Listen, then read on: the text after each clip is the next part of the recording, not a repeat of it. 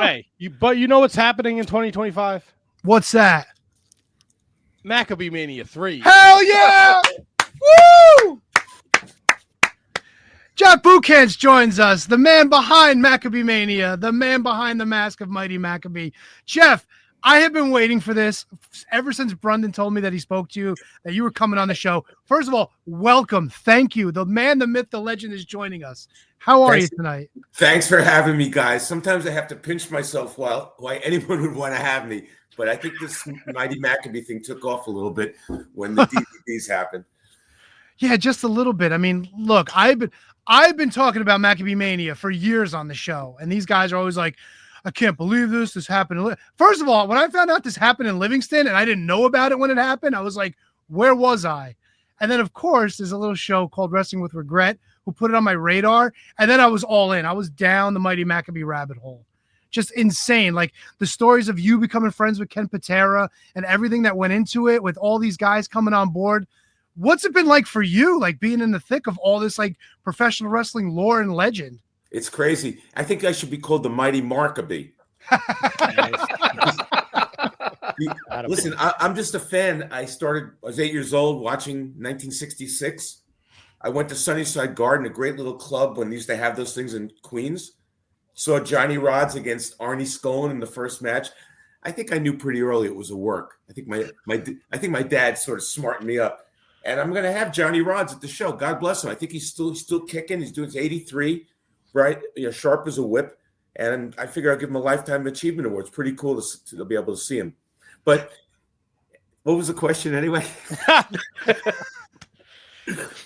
Look, I know the whole basis is to raise money for the Maccabee Games, but like you're living the dream. Like you're like you called yourself a Mark. We're all Marks, but like you're living every Mark's dream. Like you're working with all these legendary talents. You're main eventing like shows. You've got like tons of people coming out to support it. So like, what's that feeling like? I mean, it's nuts because I went up to Toronto in September. Gian and Paige Megan, the Megan boys, put on a Jewish themed wrestling thing up there, and I had become friends with them because they were doing a documentary on the Sheik, and they couldn't get any video clips from WWE. So they asked me because they knew about the DVD. I said, of course. So we sort of became in touch. And they said, do you still have your stuff? I go, yeah. He says, you want to come up? I don't know what we'll do with you. But I said, yeah, okay, I'll come up. So I went into my bag. I found my blue boots. They were now green. 28 years sitting there. They were green. So I went to a local place, had them dyed blue, went up there. I hadn't been in this outfit other than doing a goof for my grandchildren or something like that, like a cameo thing. I couldn't even fit in it a year ago. I was 247 a year ago. Now I'm 186. I lost 60 pounds. So I'm up there in Toronto, and they had me go in the ring. They had a Royal Rumble type thing. I said, I'm not going over the frickin' top rope. I'm 67 years old with 2 hip replacements. So they go, okay, you can go through the middle rope. So anyway, I'm in the back with all these guys, Satnam Singh and Baba Thunder, who used to be Commander Aziz, and all these other guys are there. The Outrunners are there. I didn't even know who they were. I said, this is not an indie tag team. Who are these guys? And Luigi Primo, the pizza chef, they had some other interesting guys there. So I'm 4th into the Royal Rumble. I come out, they give me a great promo. The great Mighty Maccabee, the living legend, his first appearance in 28 years, blah, blah, blah. Could barely get through the ropes. And the 5th guy out is the guy that used to be Commander Aziz, Baba Thunder. This guy is a monster. Dabo. I'm going to be the first guy out because he's throwing me out. So I was scared to death. Luckily, the ring was only a foot off the floor. Sometimes the rings are a little bit higher. So he was actually able to pick me up and not throw me over, almost place me on the floor without killing myself. So the first time in the ring since 1997, I'm going over the top rope. I mean, it was sort of sick. And then last month, I was in Boca Raton for Boca Raton Championship Wrestling, another Jewish-themed thing. And I'm in the back with all these guys. And a couple of them said, could you put your mask on? I want to get a picture with you. I said, how the hell do these people even know who I am? So anyway, yes, I am living the dream. It is sick. Sometimes I wonder if these guys, some of the real pros, are resentful that this is happening, but I'm just having fun. Well, were you aware that they took the footage of the Maccabee Manias and turned them into DVDs and like put them in the dollar bins? Because everybody had one. Though I'll tell you the genesis of that. I videoed it like a wedding or bar mitzvah, so I have a keepsake. My cousin Mike Omansky, who is a wrestling historian, who Dave Meltzer, when he needs old WWF stuff, goes to him. He's my cousin. He was the ring announcer. He was the backstage interviewer, everything. And he worked for a company that Walmart was their number one vendor. And he goes, Jeff, you want to put it up at Walmart on DVD? They basically make a nice package and they put up some video, whatever. You get a 2-cent royalty. I said, yes, I'll do it.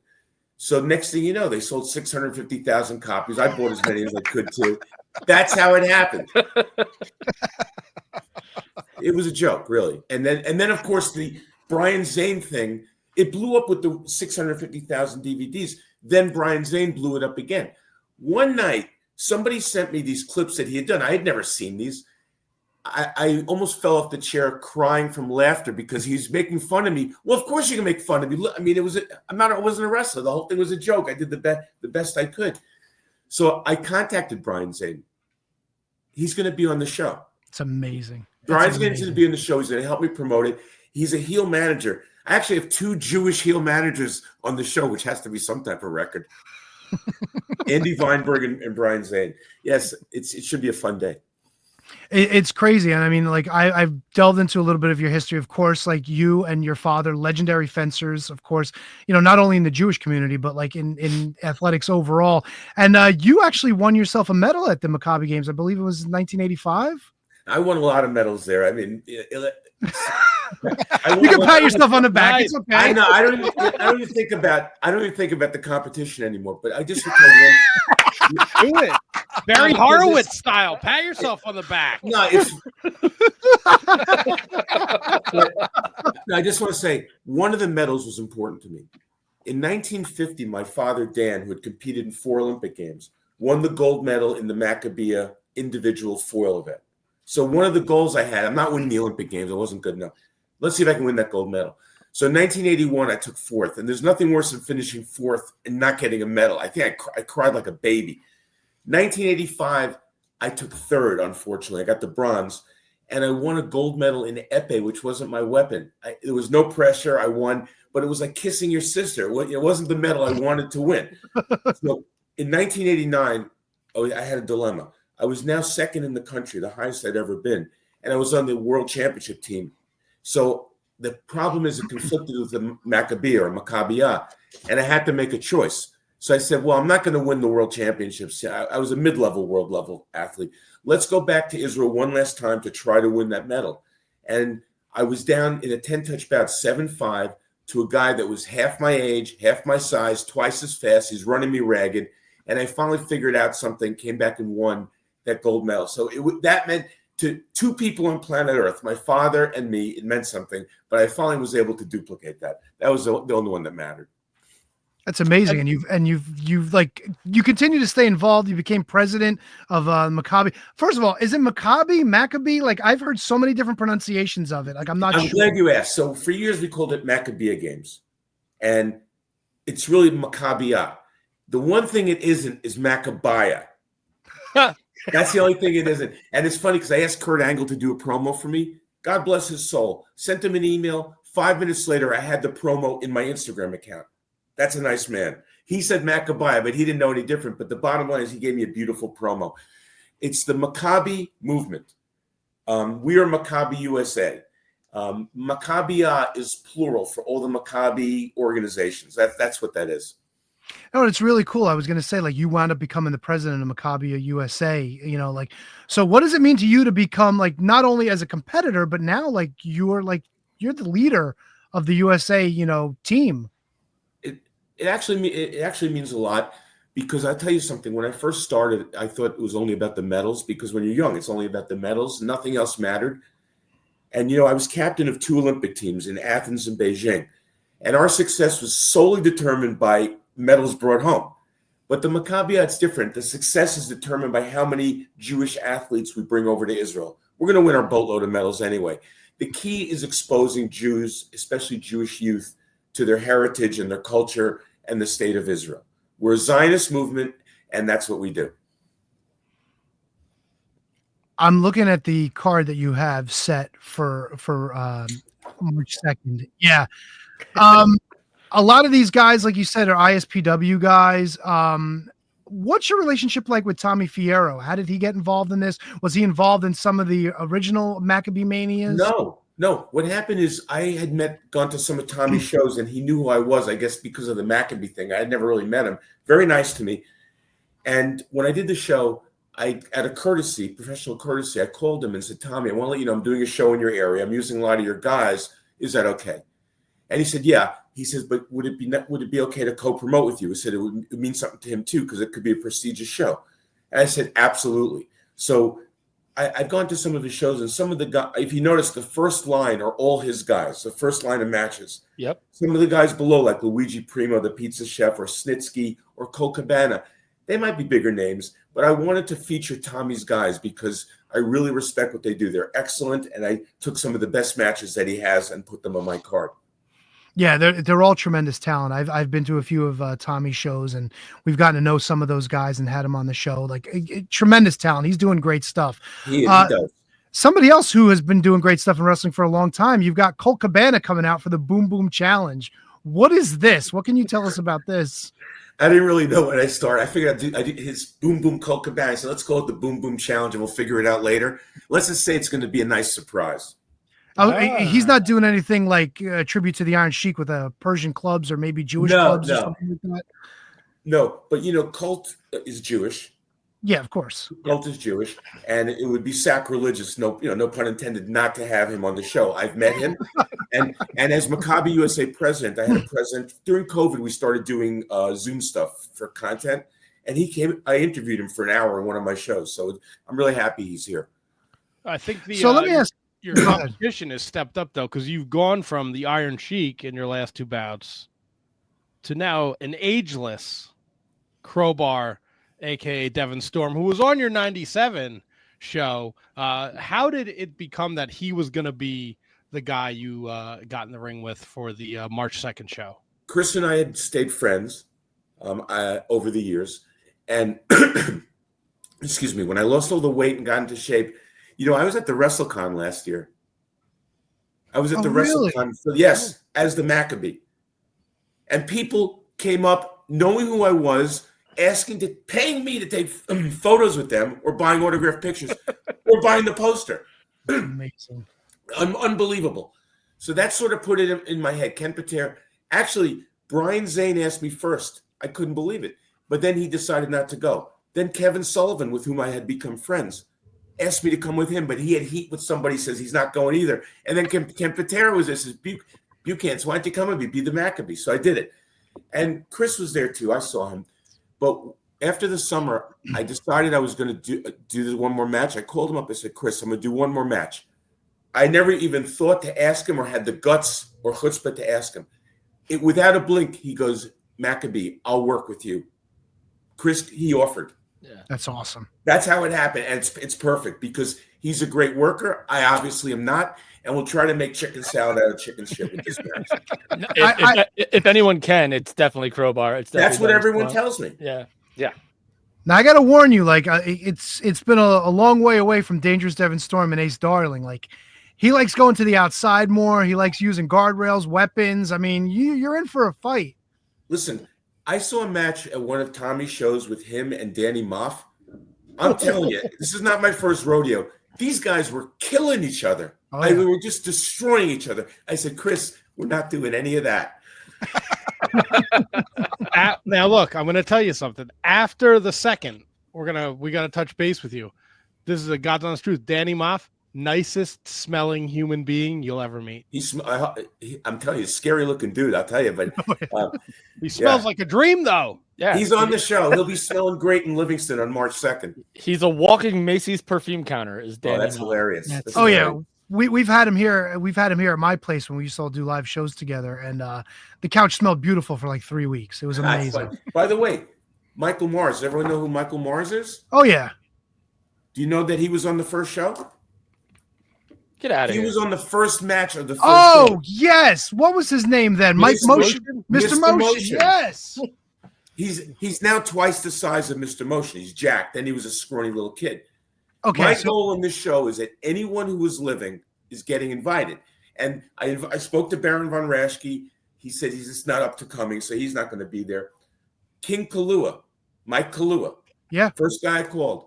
You know who he played on the second show? I only heard this recently. He was actually Doink. He was Doink. So Yeah. I said, can you come as Doink? And he goes, I don't have the gimmick anymore. I never really liked it. Would you be okay if I just came as my gimmick? I said, absolutely. So I found someone else to play a Doink. So it's sort of cool that the guy that played Doink is going to be wrestling Doink.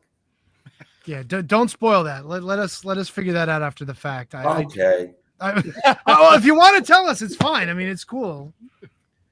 I'm just saying, my clue will be there anyway. Is Mighty Maccabee pulling double duty under the mask? No, Are you going to be Doink the Clown as well? no. I'm sure I'll make enough of a clown of myself as the Mighty Maccabee. I don't think so. I don't think so at all. Just let me give you the information. We are on the line with Jeff Buchantz. He's the Mighty Maccabee. Maccabee Mania 3 coming Sunday, March 2nd, 2025. That's this year. That's at Livingston High School, 12 to 4. Doors open at 12. VIP tickets. Everything's available at maccabee.com. That's where you can find out the information about the show. That'll link you to all the tickets and whatnot. VIP passes. You'll get a poster. You'll get a T-shirt. You'll get an autograph photo. Now, we were talking before we got on the air, and some wise guys, maybe sitting above me, was like, whose autograph photo do you get? I'm like, are you serious? You want to hold on a second? Uh-oh. Do you want to see the photo? Yes. I'd love to. Yeah, absolutely. I'd love to. You act like it's such an outlandish question. There's so many guys on the card. Come on, dude. You can try as much as you want to throw me under the bus, motherfucker, but I'm good. Really? Yeah. You know he can hear you, right? That's fine, but I will stand by what I said. I'm not like you. Running, hiding, scared. What an awful human being you are. How How is dare that you? awful? You want to throw me under the bus? You can throw me Jeff, under the I bus. apologize. There it is. Oh That's man, that's amazing. great. That's beautiful. That Look was at right that. after the win over the Sheik, wasn't I it? mean, seriously, look at the guns on that. 40 years old. I had a little midlife crisis, got into shape. But this picture is priceless. This was up in Toronto in the dressing room. Oh wow. Oh, is that Microman? That photo should be called the Maccabee Menagerie. You got Satnam Singh, Commander Aziz, Baba Thun. Look at this. I'm 6 feet tall. Look at the size of these That is guys. Microman. And then there's Microman. Oh no! Oh no! Oh no! Oh, that was ribbon. Matt hates Microman. Matt How great- loathes Microman's worst. existence. How great is that photo? Is that sick? It's amazing. That's It's Amazing. But So- Matt just loves hating on Microman. He just Oh, really? despises- I Yeah. don't like the Microman. Mr. Maccabee. What did he do to you? Oh my God, he's the worst. He gets in the ring. I'm supposed to believe that he can beat up a 6-foot person. Come on. He laughed so hard when Selena De La Renta put him in a sack and punched him. I've when never Matt heard Cardona Matt laugh beat him so up hard. last night. It was great. It was unbelievable. My favorite thing of the night. Cardona took him out last night. That was That's quick. terrible. I'm sorry, Jeff. You were saying I don't know what I was saying. All I know is when I trained at Mike Sharp's school in Brick Township in early '93, I felt like I was Woody Allen in a room full of truck drivers. I thought for sure someone was going to beat the crap out of me, and that's the only 2 times I ever trained. A guy named Eric Sims tried to teach me how to take a flat back bump. Not happening. Couldn't. Wait. Eric Sims? yeah. Rewind that. hold on a Eric second. Sims was training you. Well, he was at Sharp's place that night, so he not training me, but he was trying to show me how to take a flat back bump. I couldn't do it. I It's hope got to he be a checked different Eric pockets Sims. after he did that. No, it's got to be. It's got to be the same Eric Sims. Like how No, many it's Eric Sims? Sims, the chic Eric Sims. Yeah. The Eric Sims. The Eric Sims. He's not a Eric Sims. He's the Eric Sims. He's the Eric Sims. By the way, when you're a mark and you put on your own show, you want to sort of do stuff to get your own jollies off. How about the first inaugural Classy Freddie Blassie Pencil Neck Geek Awards? Oh, I love that. Absolutely. Now look, you can order tickets online, but can you buy tickets at the door day of? We'll figure out. The answer is yes, but let me just tell everyone whoever's listening, www.maccabeeusa.com/MM3, which stands for obviously Maccabee Mania 3. We'll sell tickets at the door. I have no idea how many people we're going to get. The first show I had at the cul-de-sac, like 350. The last one at Livingston High School, same place, somewhere around 350. I never really knew who was there because the whole thing was like a blur. Well, I'm right on the borderline of Livingston in West Where are Orange, you? New Jersey. I'm in West Orange, New Jersey. My first place is on Northfield Road in West Orange. Northfield Avenue. I live right off Northfield Avenue. Nice. Yeah, So Ronjolin Apartments, these little skanky apartments. That was my first place I lived. Sounds about right. So tomorrow I'm meeting with the Rotary Club, the Livingston Rotary Club, to see if I can get. I've been going door to door the last week, putting my posters up and asking people to put them up in stores. That's old school, man. That's amazing. Yeah, I'm doing old school stuff. That's so great. We're looking possibly to live stream it as well. Not sure. Not sure yet. What the hell? This is. By the way, do you notice the name, The Last Hurrah? Yeah, I saw that. Yeah, That's triple entendre. Please explain it. Yes. The last hurrah, right? It's my last hurrah. It's my last dance. I'm not doing this again. And hurrah is a dance. Hurrah, it's a triple. I'm giving a Barry Horowitz on that one. Do it, Jeff. Well, I know. Look, 4 of us will most likely be there. Handsome Kevin, he's above you. He lives out in Minnesota, so it's a little. I'll be here with the claw. Wait, is someone coming from Minnesota? No, he's the I'll one be not coming. Not coming. Yeah. Ken Patera's coming from Minnesota. Yep, he's a Minnesota guy as well. Yeah. Yeah, Ken. Might fit in his suitcase. I will say something about Ken. One of the nicest men I've ever met. I met him. I don't know if you guys are old enough. There was something in 1978, January of '78, the Super Bowl of wrestling at the Orange Bowl, Miami. Have you ever heard of it? Yes. It was a match between the champions, Superstar Graham and Harley Race. It was a horrible night. Noah's Ark rain. The place was horrible. Patera wrestled Dusty Rhodes in the semi. I was there.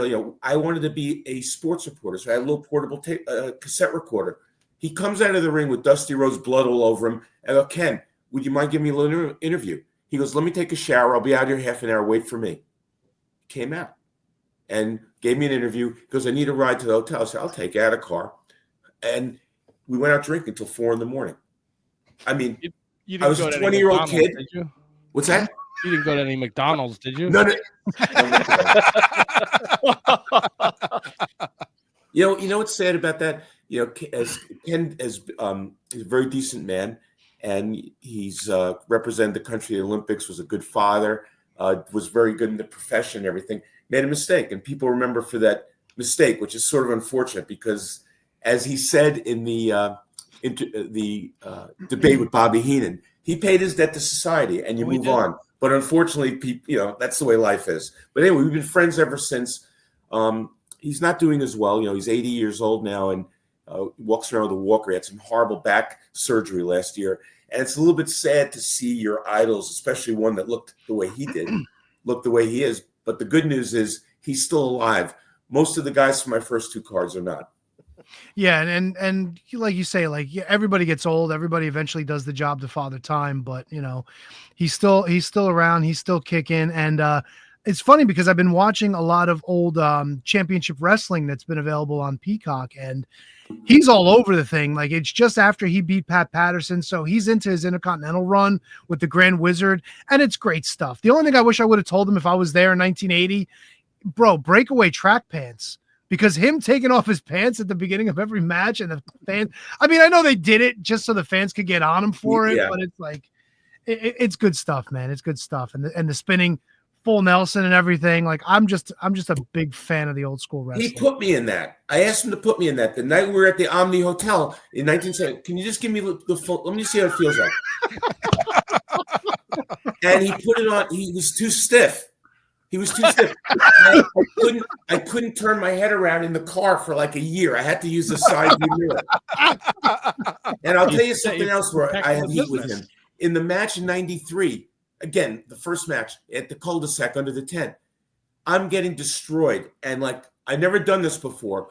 And I blew up. I could not breathe. And I finally literally crawled over to tag him. He goes in to make the hot tag for 20 seconds. And I'm still sitting there with my tongue hanging over the rope. He tags me back in. If you ever watch the video, you look at the incredulous look on my face and said, you're freaking kidding me. I could not breathe. But now that I'm such a seasoned performer, I don't expect that to happen again.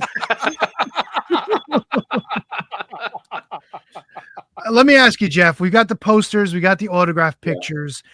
Any thought ever to doing a Mighty Maccabee mask that you could sell like to the kids or to some fans? I never thought anyone would really care about that, but God, Tony be wearing it every Monday. Hell yeah!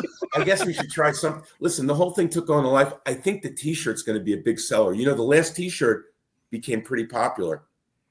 It was selling on eBay for $150. The last T-shirt. And, I can't wait. And I think the new T-shirt, it's going to be a lot. I overbooked the card. You know, I overbooked the card because I'm a mark. It's the last shot. And I just started booking people right and left. So instead of 7 matches, the rule of thumb is 7 matches. I have 10 matches. So instead of 12-minute matches, there'll be 6-minute matches. Who cares? But I have this T-shirt looks amazing. It's everyone's on it. And where the poster is old school, because that's the way I like it. The T-shirt is new school, where you have everyone's photos, next to each other, conglomerated. That's going to be awesome. I know you've told us some Ken Patera stories, and HK to your right is actually like the biggest Kevin Sullivan fan. You got any Kevin Sullivan stories you can share with us? I have to tell you, I was heartbroken.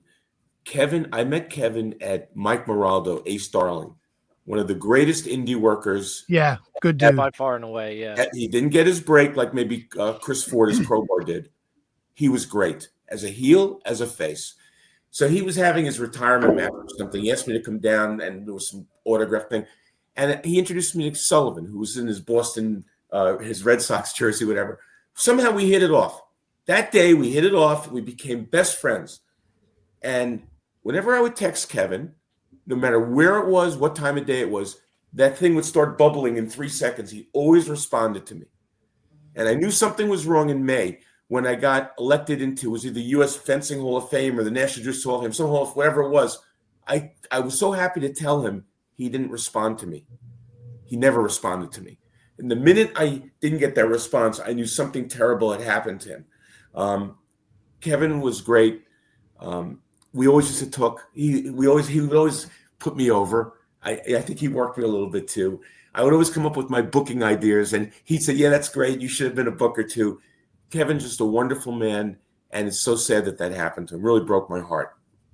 Yeah, I had the opportunity to work a show that he was booked in April before he had passed, and got the opportunity to talk to him a little bit. I actually have a tattoo kind of in his honor there. Can you tell me, like, he was very quiet when I did get the opportunity to sit down and chat with him, and I don't know if that was due to just kind of his physical state at the time, but any funny, like, fun story? Did he ever really like have that big personality behind the scenes as he did, on screen? I found him to be a little different than some of the other guys. He was very humble, and considering where he had been as a performer, the guy must have been 5'6", but was over as a monster heel. Oh, if he's lucky, he's 5'6". Yeah, that says something right there. And his bookerness, Booker man and everything. And he told me how he laid it out for 6 months at a time, and this, that, and whatever. And I found to be incredibly humble. Although I will say he used to work me. I'm a mark. He was very honest and fair to me, but he would work me. He told me the story about how Vince McMahon Sr. and Eddie Graham had a dollar bet, and that Bob Backlund wouldn't work when it was going to be Steve Keirn or Bob Backlund. And he says, "Jeff, I've never told this to anybody, so I'm telling you this story." So then, of course, like a month later, I found some podcasts where he was telling the story on a podcast.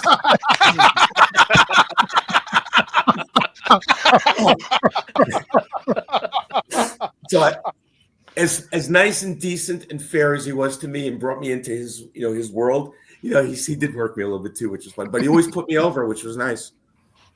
Hey, what's the World Maccabee Championship been doing for the last 27 years? Collecting dust, I'm glad that you brought this up.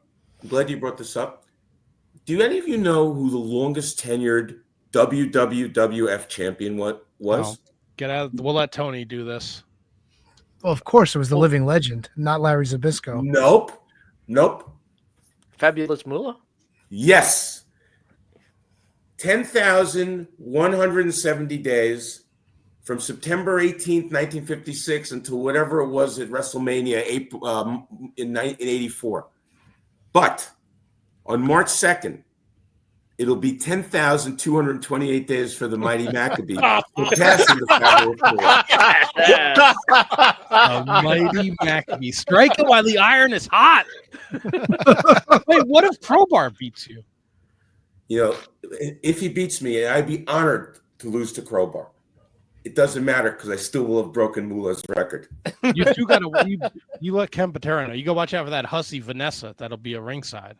You know, Hussy. She's a I have to be troublemaker, bro. Me and Brundo saw Crowbar against Marcus Mathers. She be sticking her nose in business she don't belong sticking her nose. I was at that show. I was sitting on the stage with my cousin. In East Rutherford. Yeah, and I will say this. Her guns are bigger than mine right now. She doesn't need to know that. Because she's jacked. She's jacked. You got Ken Patera with you. Yeah, but Ken he's not able to get in the ring anymore. It's going to be me. I'm going to be on my own. By the way, I'll tell you a funny story about the show in Rutherford. I'm sitting up there on the stage. Sean Donovan walks around up there, and he looks at me because maybe I didn't look so excited. He goes, "Hey, man, you need a Viagra or something." So he didn't know who I was. He didn't know that I already booked him on Maccabee Mania. So I texted him at night. I said, just for the record, I'm the guy that you offered the Viagra to tonight. Good old Sean. True story. It's a little weird that Sean Donovan's offering anybody Viagra.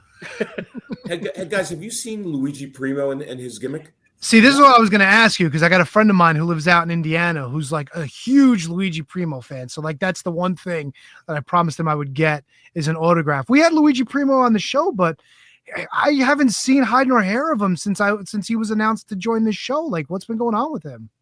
I don't know, but when I was up in Toronto and I'm in the back there, I see him warming up with the pizza. I said, man, what a cool gimmick. You know, I used to be a marker. I would have known about him because he's all over YouTube and everything, but my markdom has gone downhill a little bit. And I said, I want to have him on the show. It's a nice gimmick. I think some of the other wrestlers probably were resentful. They don't like comedy gimmicks like that, but I think it's great. Yeah, but he's been around long enough now that people kind of get it and they understand. Yeah. So I got to ask you, Jeff. I know you're involved in the big main event. Are you also controlling the book for this one, or are you leaving that in somebody's hands and you're just worried about what you got to do? No, Mike Moraldo, Ace Starling, was kind enough to work. He's going to work the back for me. Oh, that's amazing. Yeah, he's the greatest. He doesn't want to be out front anymore, and he wants to work the back, and that's it. But I will tell you, when the Mighty Maccabee, as Jeff Buchan's, tried to work the back in 1993, I didn't know. No one told me any different. I came down there with a piece of paper. Each guy, I wrote down, this is how long the match is going to be. This is the finish. I'm not making this up. Right. So I give it to Killer Kowalski. And he looks at me down like this because he's a big, tall guy. He goes, I don't read from scripts. I go, holy shit, what have I gotten myself into? That's awesome. So I again, no one told me. I didn't know any better. I went up to Patera. I said, I'm out of here. It was down in the basement. I had everyone changing in the basement of my house. I said, you have to handle this. I'm not doing this anymore. So two-part question. Maccabee Mania 1 is on a cul-de-sac in front of your house in Livingston. Yeah. Why are we not going back for something like that for the third installment? Well, the reason we didn't go back for the second installment is because my then wife said to me, you can do this stupid wrestling thing again, but you can't do it at the house because all the guys are staying at the house. And like, I'll never forget the night before the show, like Patera and Sheik are in the kitchen and Carol keeps saying to me, I want to go to sleep. Tell them to shut up. And they wouldn't shut up. So they wouldn't listen to me.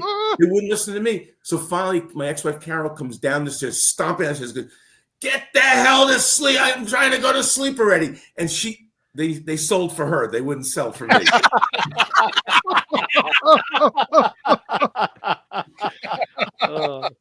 True. It's a true story.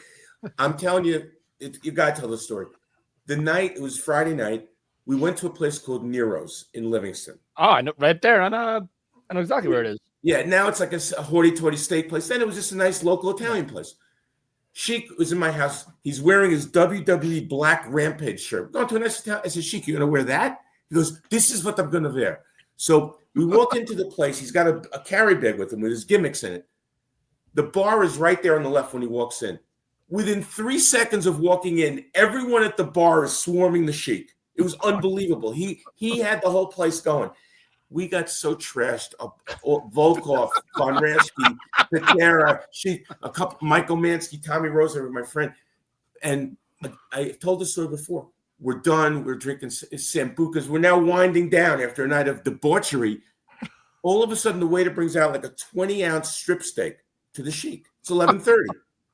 I said, he already had one. I said, what are you doing? He goes, Jeff, you are paying. I am eating. Thank you. And I will say, he was scary. Sheiky scared me a little bit because he gets that look. His eyes would narrow a little bit. I was a little bit scared. So the day of the show, down in the basement where he was sleeping, he goes, Jeff, you want the juice? I get for $100 here. I'll do some juice. And I said, no, Khosrow, these are my friends. This is my family. I'll give you an extra $100 to not give me any juice. Okay, Bubba, no juice. He hocked the loogie on me on the first show. It's out there somewhere on the DVDs. He caught all of it. It looked like 3 ounces of loogie it fit right in the face. My goodness. That's fantastic. You know, Tony reordered his Mighty Maccabee DVDs today. Where do you get them? Where do you find them? I found them. Somebody had them brand new. They were selling them on eBay. Well, here's the thing, right? So I have the ones that are marked First Blood, which is like volumes 1 and 2, but it's only Maccabee Mania 1 on both discs. Yeah. So I don't have Mighty Maccabee Mania 2, which I'm hoping these are the right discs. Because I'm sure I have them somewhere, or as Brian Zane said when he was reviewing it, he says Maccabee Grandmasters of Wrestling First Blood. Spoiler alert: there is no blood. Yep. so when I contacted Brian Zane, he goes like, weren't you mad at me? Yeah, I trashed you. Most guys get mad at me when I get trashed.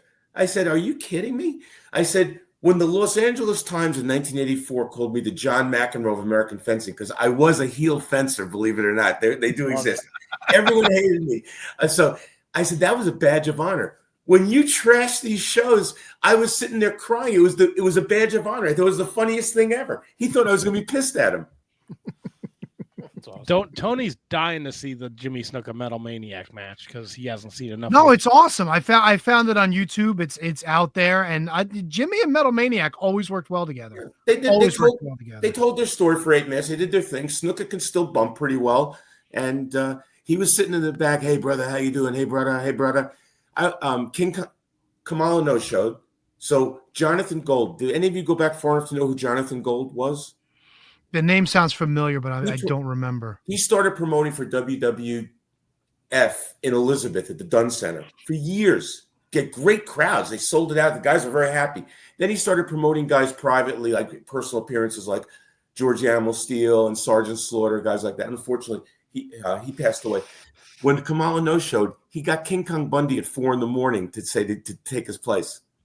Wow. How about that? It's awesome. It's awesome. Like Bundy involved in the show, Bam Bam Bigelow, a lot of Jersey guys. I mean, ridiculous. And it's just so much fun. Although I need to ask, where did you find Misty Blue and Linda Dallas for that first iteration? I have no idea where that came from. That was a Jonathan Gold thing.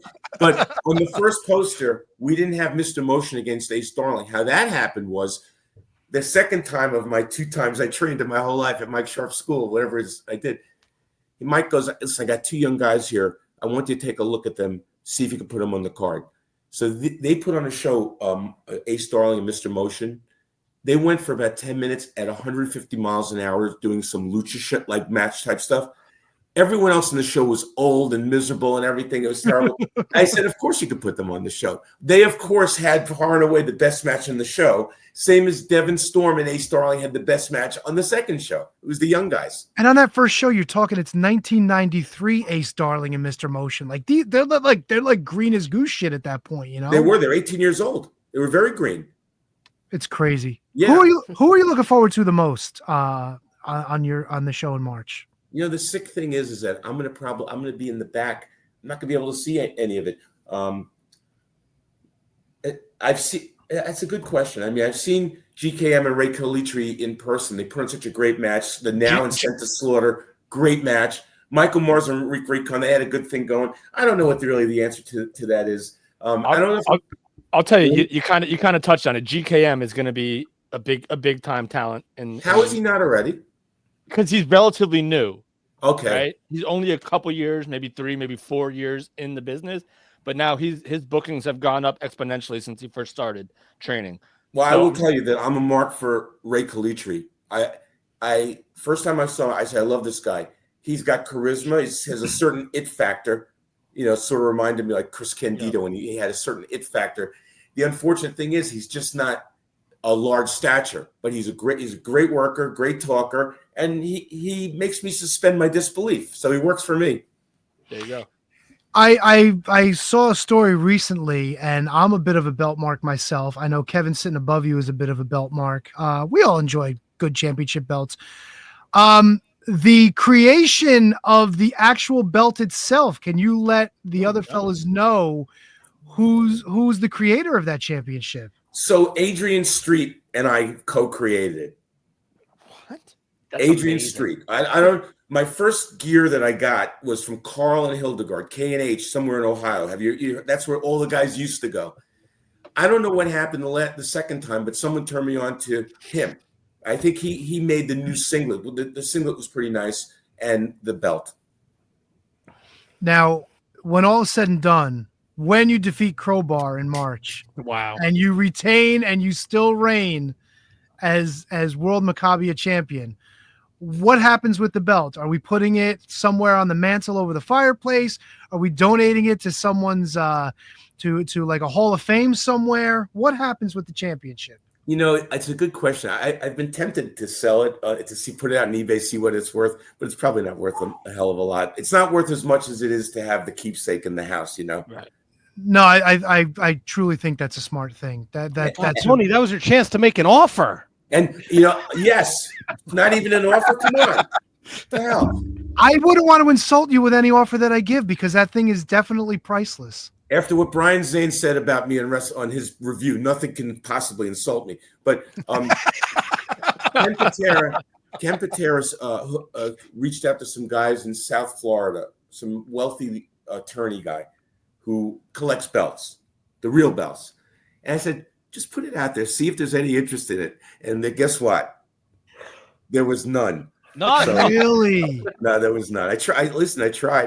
Hey, I might have a 10 spot upstairs somewhere. No, here. Jesus Christ, Tony. Hey, if there's no interest, you got to start low, right? I mean, that's know what we you got- do. Yeah, but I know we got some money in the account. You start high.